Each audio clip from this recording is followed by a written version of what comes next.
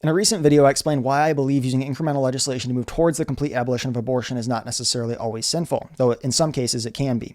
This violates one of the core tenets of abolitionism, and I expect that many in the abolitionist camp would prefer that I stop using the term abolitionist to refer to my position on abortion, since I am unwilling to hold to that tenet. This is understandable, as many abolitionists have worked hard to define the term publicly and don't want it to become diluted. I also want to add that I am grateful for the work the abolitionists have achieved while using the term. In particular, I am grateful for their authoring of equal protection bills, sidewalk counseling outside abortion mills, exposing pro-life organizations that work against equal protection, and bringing the gospel to otherwise dark places like college campuses.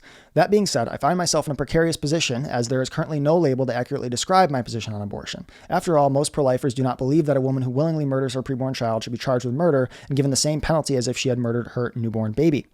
But I do. Most pro-lifers also use secular argumentation to combat abortion, whereas I believe that when God said the fear of the Lord is the beginning of knowledge, that included the knowledge of moral absolutes, such as the statement, "It is always wrong to murder your preborn baby." Yet, I do believe that there is a minority of pro-lifers who agree with me on equal protection and would affirm that moral absolutes require the Christian God. And while this is a minority of pro-lifers, the pro-life camp is larger as a whole than the abolitionist camp, which leaves at least some people who wouldn't find it crazy to hear me use the term pro-life to describe my position on abortion. This is important because communication is easier when we can use labels to quickly represent a set of beliefs. Obviously, my beliefs on abortion do not fit the abolitionist label given how strictly it has been defined, but my beliefs do fit in a narrow subsection of the pro-life label. Colloquially, the term pro-life is shorthand for opposing abortion, which is an accurate descriptor of my position. And while someone may argue that abolitionist is shorthand for someone who wants to abolish abortion, I would argue that the abolitionist term, even when used colloquially, would have to include the tenet of believing incremental legislation is sinful, given how narrowly it has been defined publicly so far.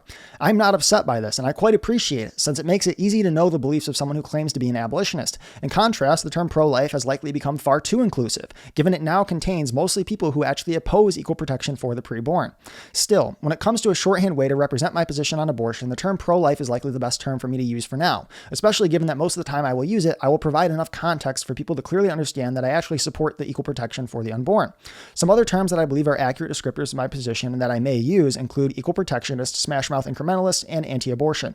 So if you see me use the term pro-life to describe myself in a future video or tweet, you now know why I made that decision, and that the only thing that has changed regarding my position on abortion is that I believe incremental legislation is not necessarily sinful, though I do believe in some cases it can be.